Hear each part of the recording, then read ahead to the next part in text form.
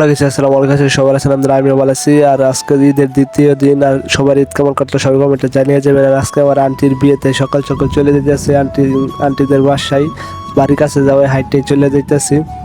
আর finally আন্টিদের বাসায় চলে আসলাম। আর আইসায় কোনো কাজকর্ম না, আমি বসে বসে ভিডিও করতে শুরু করে দিলাম। আর এইদিকে দেখি বাবুর্চিরা রান্না বান্না করতেছিল। বিয়ে বলে কথা, বক্স টানতে হবে, বাইক না দেখে বসে বসে বক্স বাজাইতেছিল। আর আমি বাবুর্চিদের সাথে একটু কাজ করে হাঁপিয়ে গেছে, একটু জিরিয়ে নিতেছিলাম। আর এবার এইদিকে দেখি গেটের কাজ চলতেছিল। আর গেট সাজানোর জন্য আমরা চলে দেখতেছিলাম আমাদের বাজারের কিছু জিনিসপত্র কেনার জন্য। সাথে ছিল মামা। স্থানীয় বাজার কাছে থেকে আমরা হাইটে চলে যেতেছিলাম। আর সবকিছু কিনে আমরা একটা গাড়ি নিয়ে চলে আসলাম।